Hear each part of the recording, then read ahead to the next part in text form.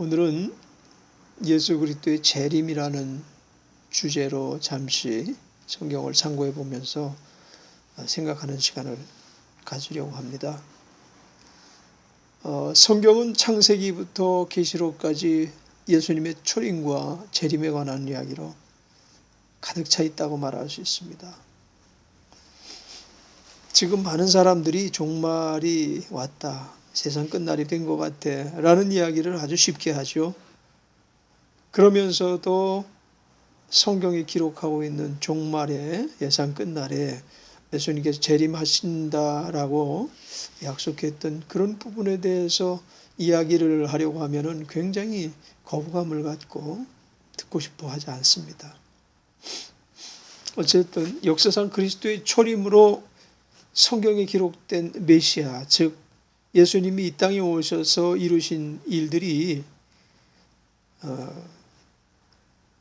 그분이 성경에 오실 것에 대한 기록을 완벽하게 충족시켰다고 이렇게 말하는 아마 성경학자는 단 한 사람도 없을 것입니다. 그만큼 예수님 초림에 이루셨던 일들이 성경이 언급하고 있는 예수님이 이 땅에 오셔야 될 이유, 그리고 오셔서 하실 일들에 대한 기록을 다 이루지 못했음을 성경을 읽다 보면은 아주 쉽게 발견할 수 있는 그런 내용이기도 합니다. 그래서 그리스도의 오심과 관련된 모든 예언들이 그분의 초림에서 완벽하게 성취되지 않았기 때문에 또 다른 예수님의 오심이 있어야 된다는 거죠.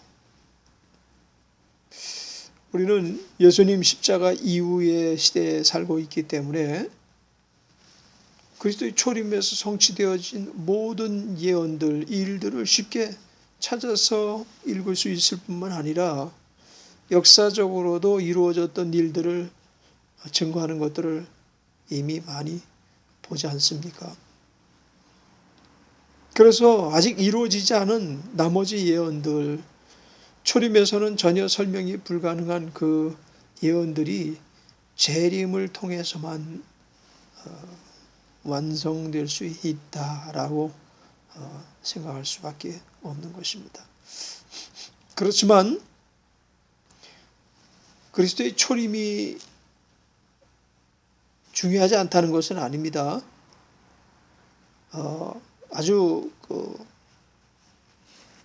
미완성의 어떤 그런 모습을 지니고 있다라고 말하는 것도 아니죠. 왜냐하면 성경이 사실은 예수님의 초림에 초점을 맞추고 있는 것이 아니고 재림이라는 예수님이 이 땅에 오셔서 이루실 역사를 완결하시는 재림에 초점을 맞추고 있기 때문에 그냥 동전의 양면처럼 초림에서 사역하셨던 그런 것들과 재림 이후에 하실 일들이 다르다는 거죠. 그래서 동전의 양면을 말씀드린 이유는 성경에서 언급한 예수님이 이 땅에 오셔서 하시는 사역은 두 종류의 사역이라는 것을 우리들이 발견하게 됩니다. 첫째로는 초림에 오셔서 하신 일들, 선지자로서의 사역과 그리고 제사장으로서 단번에 우리의 모든 죄값을 지불하신 그런 일들이겠죠. 그리고 두 번째로는 이제 왕으로서 사역을 완성하러 이제 오시는 재림 시에 이루실 사역을 말할 수가 있을 것입니다. 초림 시의 예수님 모습 속에서 우리가 물론 그분이 만왕의 왕인 것을 고백하고 인정을 하지만 예수님의 그 어떤 왕된 모습을 발견하기가 어려웠습니다. 십자가에서 몸짓고 피 흘려 돌아가 죽으시면서 승천 부활하신 그 모습을 통해서 장차 주님께서 하실 일에 대해서 이제 추측은 할 수 있겠지만은 또 성경에 기록된 대로 이제 그 기록된 면을 통해서 이제 재림 시에 주님이 어떤 사역을 하실 것에 대한 믿음은 있지만 초림하셨을 당시의 모습만 가지고는 주님이 만왕의 왕이신 것을 증거하기가 매우 어렵다는 것입니다. 물론 예수님께서 왕인 것을 스스로 인정하셨지만요. 하나님의 아들 되시고 만왕의 왕 되심을 또한 증거하시려는 시도를 전혀 안 하신 것은 아니지만 어쨌든 초림에서 그 주님의 사역의 초점이 십자가로 맞춰져 있었기 때문에 그런 사역 안에서 우리가 예수님의 왕권이나 그리스도께서 쓰고 계신 왕관을 이렇게 그리기는 매우 어려웠다라고 말할 수가 있습니다. 그렇다면 왜 만왕의 왕 되시는 예수님께서 이처럼 이원화된 사역을 수행하셨을까? 그런 의문이 들겠죠.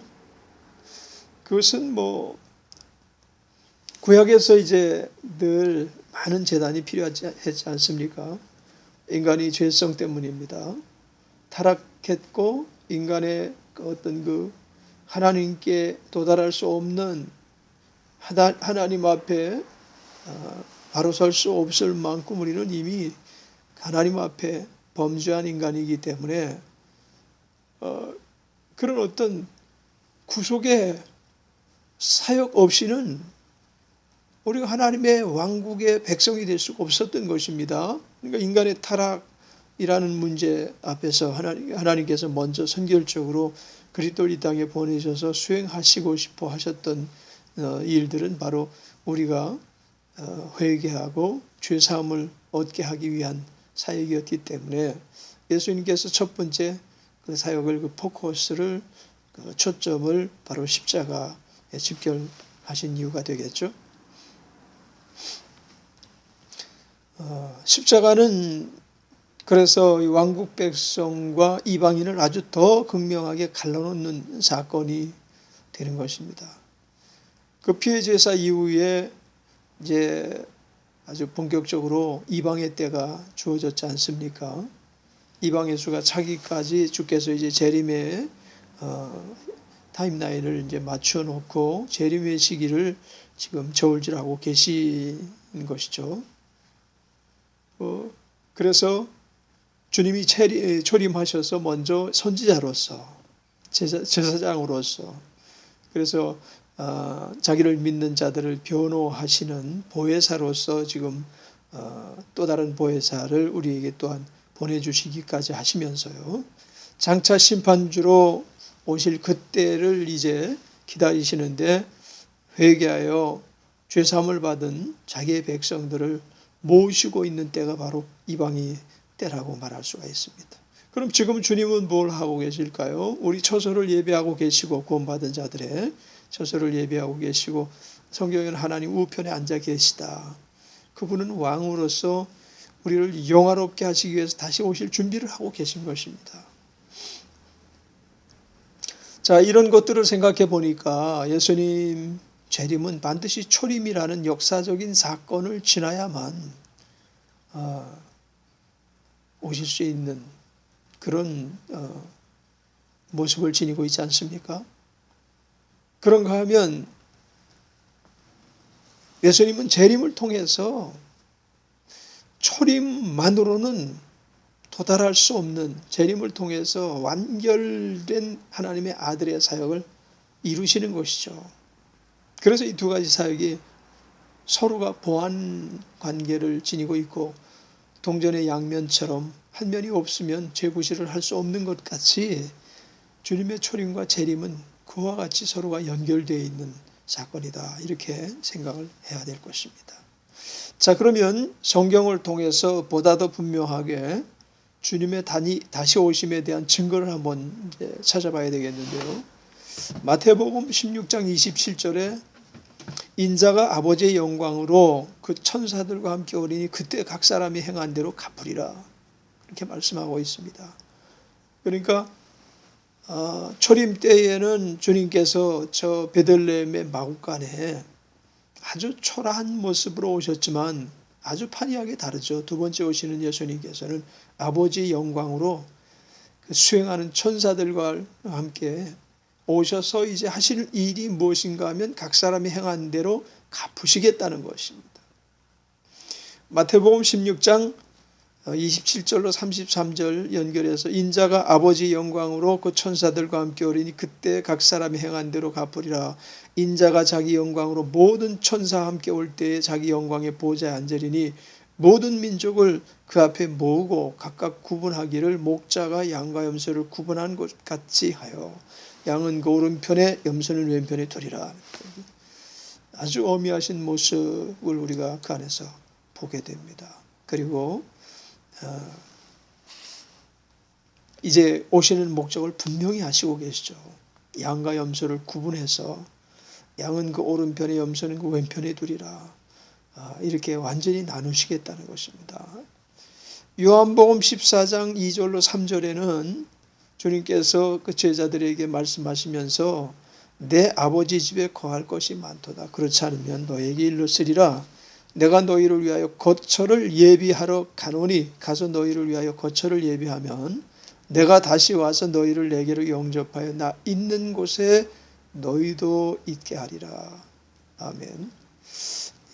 우리의 처소를 예비하러 가셔서 그것이 다 되면 다시 오시겠다라는 말씀이죠. 그러니까 지금 이건 예수님께서 초림 때 오셔서 하신 말씀이니까 재림이 반드시 예수님 입으로 말씀하신 그 내용이 재림이 반드시 있을 것을 증거하고 있지 않습니까? 요한복음 21장 22절에서 예수께서 그에게 말씀하시기를 내가 올 때까지 그를 머물게 하고자 한들 그것이 너와 무슨 상관이냐? 너는 나를 따라오라. 이렇게 말씀합니다. 베드로가 요한은 어떻겠습니까? 라고 이제 질문을 하죠. 요한은 아마 예수님 재림하실 때 죽지 않는다라는 소문이 이제 많이 돌았다고 하죠. 그래서 이제 베드로가 아마 그것에 대해서 이렇게 물어봤습니다. 예수님께 여쭤봤습니다. 그랬더니 예수님께서 내가 올 때까지 이제 가시는 것이죠. 이제 부활하시고 승천하실 가시는데 다시 올 때까지라는 말씀을 또 하고 계신 것입니다. 해석이 필요치 않은 재림하실 것에 대한 말씀입니다. 자, 이 말씀을 마치고 그들이 보는데 올려져 가시니 구름이 그를 가려 보이지 않게 하더라. 올라가실 때 제자들이 자세히 하늘을 쳐다보고 있는데 흰옷 입은 두 사람이 그들 곁에 서서 이르되 갈릴리 사람들아 어찌하여 서서 하늘을 쳐다보느냐. 너희 가운데서 하늘로 올려주신 이 예수는 하늘로 가심을 본 그대로 오시리라 하였느니라. 사도행전 1장 9절로 11절 말씀입니다. 자, 예수님께서 이제 감람산에서 승천하시는 모습이 잘 그려져 있는데요. 하늘로 들려 올려져 가시는데 구름이 이제 그를 가려서 보이지 않는 상황이 됐을 때 제자들이 물구름이 그 구름을 쳐다보면서 주님 떠나보낸 그 상실감과 또 하늘로 올라가시는 그 모습을 보면서 아니 아마 벙벙에 서 있었던 것 같죠. 흰옷 입은 두 사람이 이제 그들 곁에 서 있었다라고 말합니다. 그리고 그가 하는 말씀이 예수는 하늘로 가심을 본 그대로 오시겠다는 것입니다. 그 흰옷 입은 두 사람은 누구겠습니까? 어쨌든 그 두 사람이 예수님 승천하실 때와 똑같은 방법으로 다시 오실 것이라고 언급했습니다. 어떤 분들은 예수가 영으로 오신다 이렇게 생각하는 분이 계시죠. 눈에 보이게 실제적으로 오시는 것입니다. 또 그런가 하면 어떤 분들은 이 두 사람이 모세와 엘리야일 것이다 이렇게 말하는 분들이 계셔요. 그 부활하셨을 때 무덤에 그 막달라 마리아가 찾아갔을 때 그 두 사람이 그들 곁에 있었죠. 무덤 곁에 있었습니다. 그래서 이분들도 모세와 엘리야일 것이다 이렇게 얘기를 해요. 왜냐하면 이제 그 변화산에서 그 모세와 엘리야와 예수님 대화하시는 모습이 있었지 않습니까? 그런데 여러분 분명히 알아야 될 것은 인간들이 죽었던 자들과 대화할 수 있는 그런 존재들이 아닙니다. 예수님이시기 때문에 천계와 지상계를 두루 다루고 계신 예수님이기 때문에 그들과 어떤 대화를 나누실 수 있는 것이지, 우리가 만약에 그들 앞서갔던 사람을 부르면은 이 초혼하는 겁니다. 초혼. 죽은 자를 불러서 그 사울이 사무엘을 불렀던 것 같은 그런 일들은 결코 인간계에 있을 수 없는 일들입니다. 그것은 귀신의 일입니다. 결코 그거는 죽었던 자가 다시금 이 땅에 올 수 있는 일들이 결코 없습니다.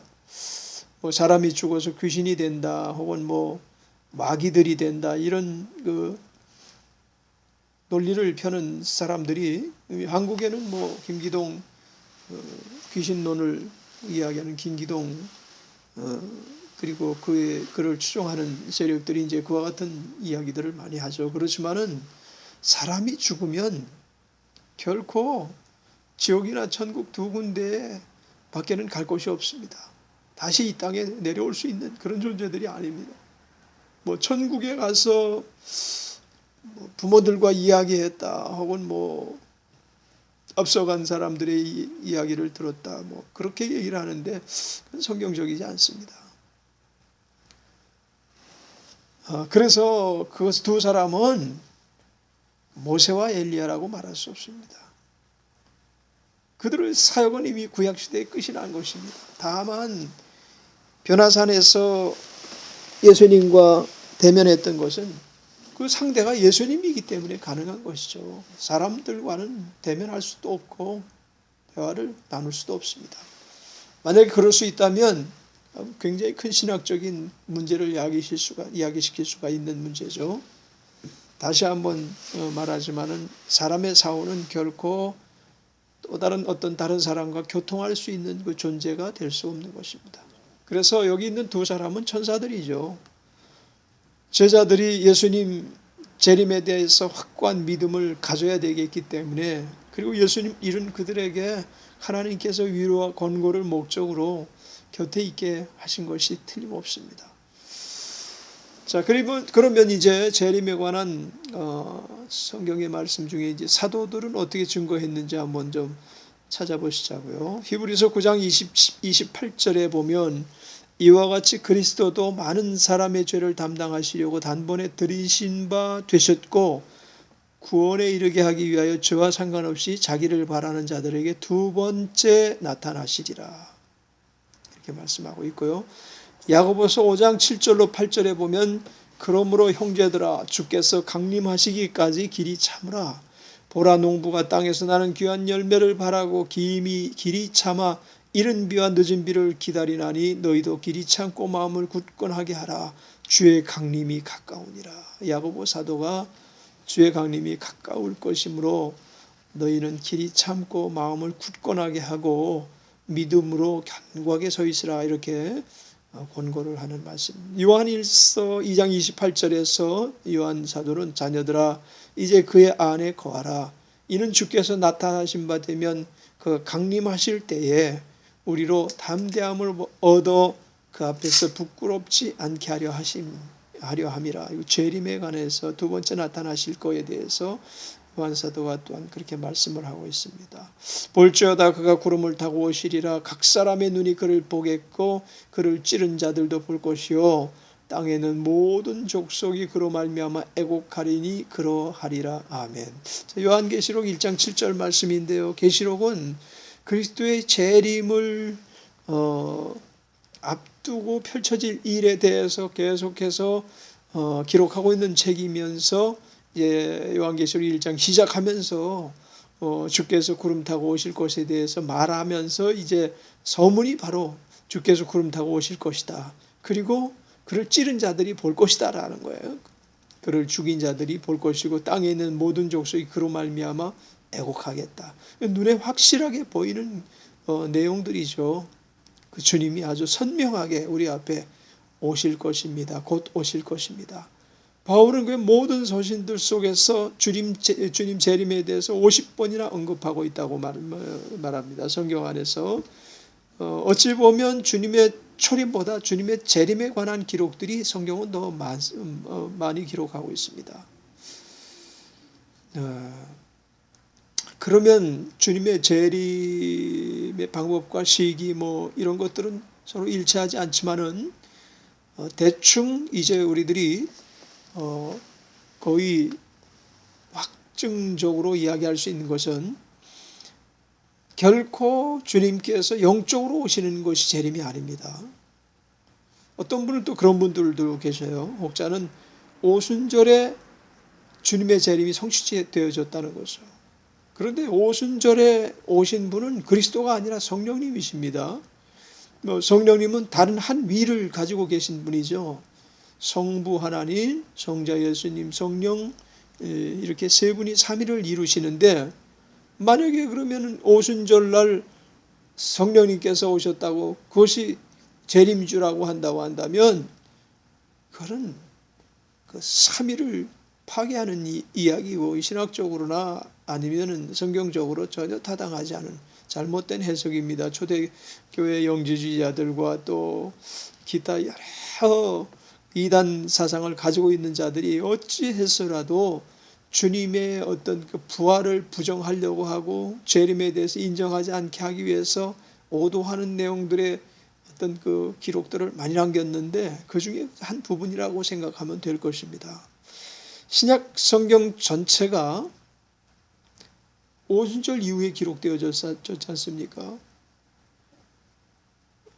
오순절이 시작된 것이 교회의 시작인데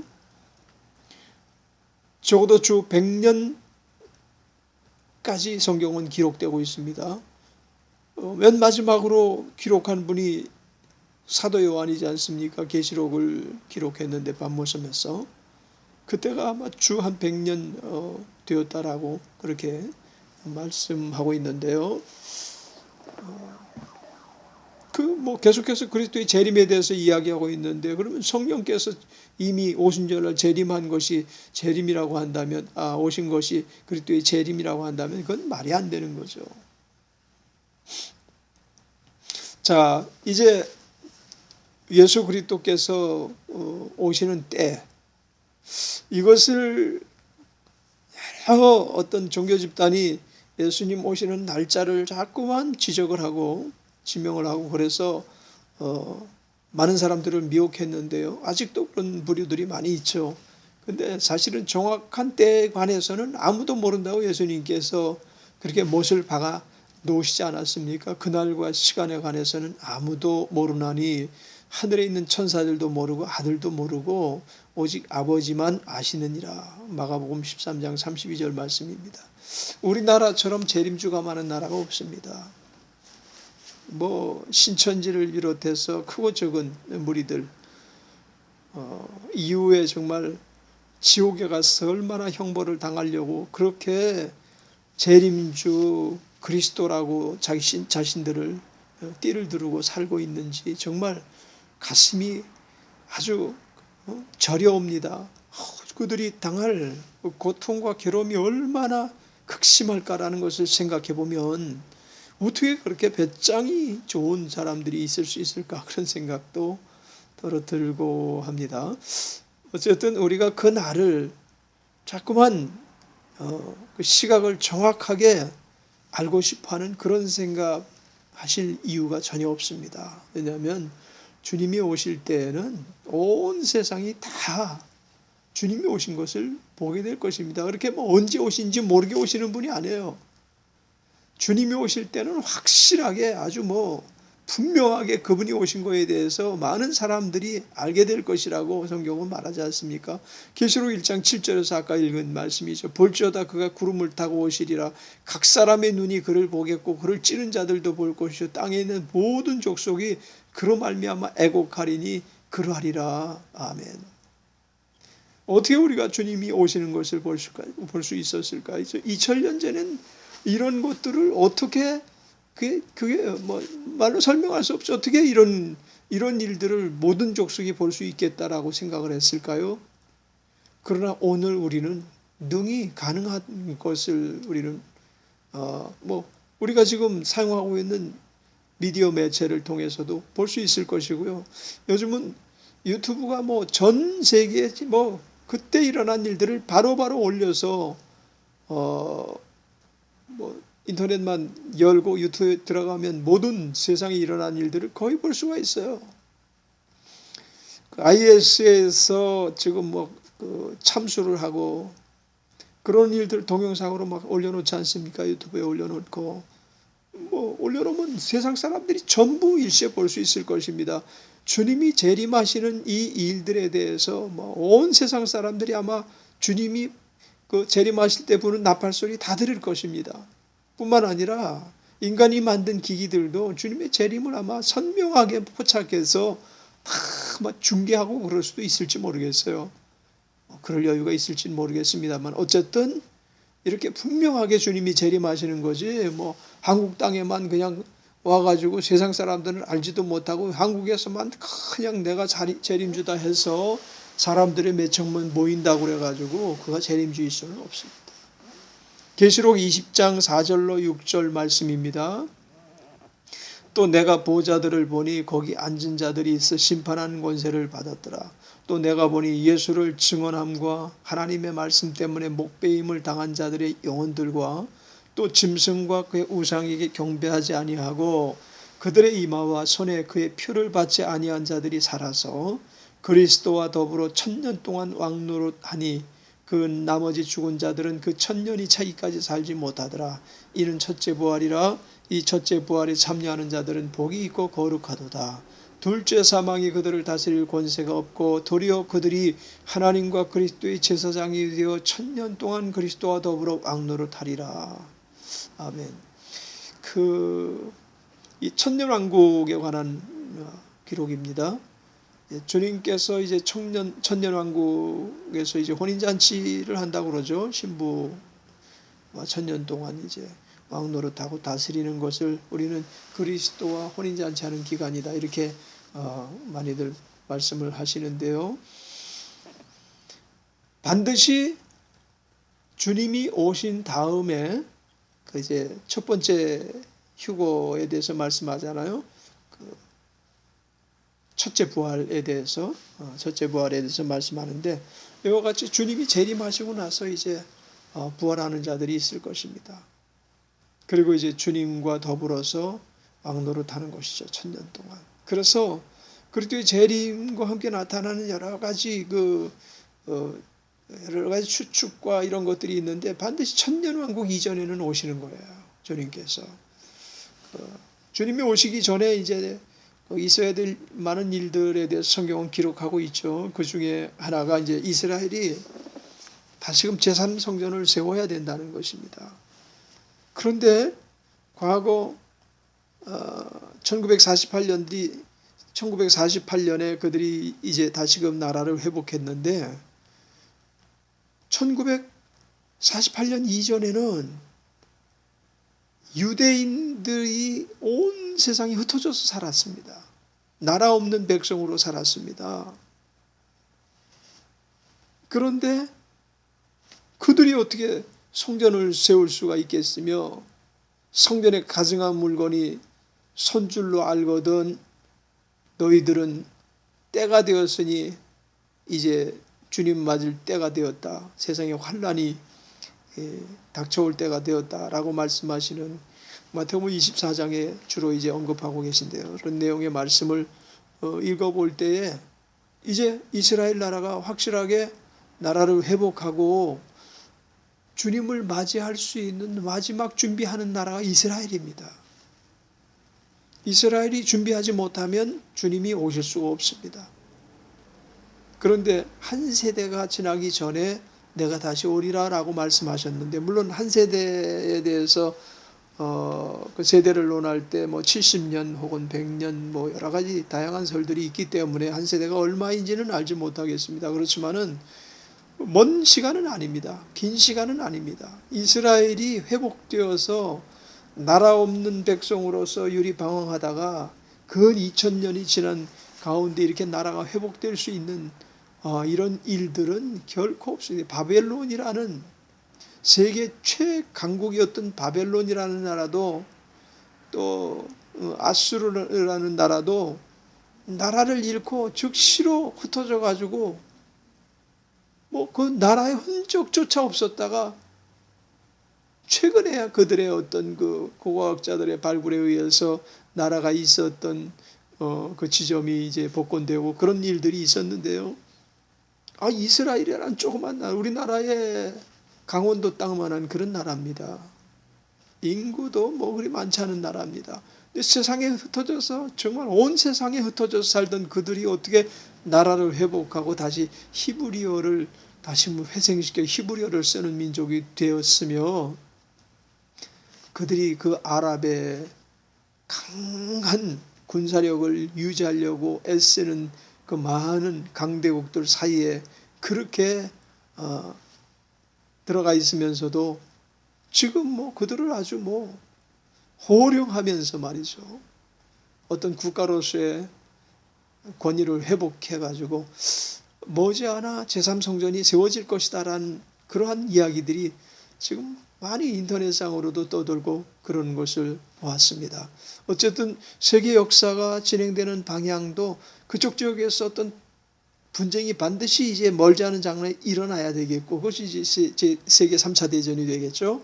그리고 이제 3차 대전으로 말미암아 그 어떤 전화된 그쪽 지역에서 이제 아마겟돈 전쟁이 일어나면서 주님이 재림하실 것입니다. 그런데 아마겟돈 전쟁이 일어나기 전에는 반드시 제3성전이 세워져야 되겠죠. 3차 대전이 일어날 때는 아마도 이제 6째 나팔이 불려지면서요, 3차 대전이 일어나겠고, 7째 나팔이 불고 나서 대접심판에 들어가 가지고 아마겟돈 전쟁이 일어나게 될 것입니다. 그때 이제 적극적으로 이제 그리스도의 재림, 뭐 휴거 이런 사건들이 집중적으로 이제 따라 나타나게 되겠죠. 자, 그리고 이제 그리스도의 재림과 함께 나타나는 여러 가지 이제 현상이 있을 터인데, 우리가 이제 그 성경 아까 읽은 말씀을 통해서도 알 수 있었던 것처럼 죽은 자들을 다시 살리시는 역사가 나타날 것입니다. 왜냐하면 그들이 살아나서 그들과 함께 그리스도께서 천년왕국, 천년 동안 왕 노릇하게 하고 제사장 노릇하게 하고 통치하는 일들을 그들과 같이 하겠다는 것입니다. 그리고 또 알곡과 가라지를 분리하신다고 말씀하셨잖아요. 이것도 천년왕국 이전에 일어나서 쭉정이는 버리실 것이고 알곡은 이제 데리고 올라가시는 것입니다. 그것이 이제 휴거 사건인 것입니다. 또 구원받은 14만 4천 명, 이스라엘에 구원받은 14만 4천 명과 함께 휴거되는 그리스도인들로 말미암아 하나님의 왕국이 적극적으로 세워져 나가는 것입니다. 그리고 사탄이 묶여서 1000년 동안 무정에 갇히게 되는 일들이 일어나겠죠. 이런 일들이 일어나기 전에 필수적으로 앞서 이야기한 것처럼 그리스도께서 오실 때 반드시 유대인들이 그들의 땅을 회복할 뿐만 아니라 거기 제3성전이 세워져야 된다는 것입니다. 이스라엘 사람들이 6.1 전쟁할 때 통곡의 벽에 가가지고 통곡의 벽에 손을 얹고서 하나님, 저들이 쏜 포탄이 저 회교사원을 박살나게 해달라고 그렇게 기도한 사람이 많다는 거예요. 로켓 포탄을 잘못 조준해서 그 회교사원을 폭발시켜가지고 거기 제3성전이 세워져야 되니까 거기가 제2성전 솔로몬 성전이 있었던 자리입니다. 그렇기 때문에 거기 아니면은 결코 성전 세울 수 없습니다. 그들은 반드시 거기 모리아산이고 또 이삭을 번제로 바쳤던 그런 땅입니다. 그 부분이 그 위치가. 자, 그래서 제3성전이 세워진 그런 모습을 우리가 볼 때면 이제는 주님을 바로 우리가 눈을 뜨고 보게 될 것이라는 그런 기대를 하셔도 좋을 것 같습니다. 그래서 중동 사태에 대해서 여러분이 재림에 관심이 있는 분이라고 한다면 중동 사태가 어떻게 돌아가는지, 이란과 이스라엘이 전쟁을 치르게 되는지 이런 부분들에 대해서 늘 관심을 갖고 주시해야 될 것입니다. 자, 어떤 모습으로 재림하신다고요? 예수님께서 승천하실 때와 똑같은 방법으로 재림하십니다. 그것이 계시록 1장 7절입니다. 계속해서 계시록은 우리들이 이 말씀을 시작으로 계시록을 읽어야 됩니다. 볼지어다 그가 구름을 타고 오시리라. 각 사람의 눈이 그를 보겠고 그를 찌른 자들도 볼 것이요 땅에 있는 모든 족속이 그로 말미암아 애곡하리니 그러하리라. 아멘. 이렇게 기록하고 있습니다. 분명한 것은 승천하실 때는 예수님 홀로 올라가셨습니다. 물론 오실 때도 아주 초라한 모습으로 오셨지만은 이제 다시 오실 때는 왕으로 재림하실 때에는 수행되는 천사의 무리들이 뒤따라올 것이고 그리고 아버지의 영광을 한 몸에 지니고 천사들과 함께 올 것입니다. 그분이 재림하실 때 우리는 그리스도께서 세상에 계실 때 있는 그런 모습이 아니라 하나님 아버지와 함께 가지셨던 영광, 이 땅에 오시기 전에 가지고 계셨던 영광, 그리고 부활 승천하셔서 올라가셔서 가지고 계셨던 그 영광, 그 모든 영광을 입고 오시겠다는 것입니다. 그리고 재림은 휴거도 그렇겠지만은 재림도 아주 갑작스럽고 예기치 못한 그때에 일어나는 것입니다. 아마 그때도 여전히 사람들은 사고 팔고 집을 짓고 먹고 마시며 시집가고 장가갈 것입니다. 뭐 시집가고 장가가는 것이 잘못됐다는 것이 아닙니다. 먹고 마시고 집을 짓고 사고 파는 것들이 잘못됐다는 게 아니고 그것만 하기 때문에 그런 것입니다. 하나님은 안중에도 없고 그저 정치하는 사람들은 정치에 미쳐서 더 살기 좋은 세상 만들겠다는 그런 그 목표를 가지고 아젠다를 가지고 새로운 계획을 곰곰이 구상하고 있을 것입니다. 쾌락을 살아가는 자들은 여전히 새로운 쾌락의 원천을 찾고 있을 것이고 자꾸만 만들어내는 이 오락 이런 상품이 지금도 막 광고에 새로운 오락 게임 이런 것들이 소개되고 있는 것처럼 새로운 것들을 자꾸 만들어낼 것입니다. 사악한 자들은 계속해서 더욱더 깊은 어둠 속을 헤매게 될 것이고 무신론자들은 하나님도 천국도 지옥도 없다. 무슨 다가올 심판이 있느냐 하면서 자신들만 그저 만족하면서 살아가고 있을 것입니다. 그런데 주님께서 어떤 모습으로 오십니까?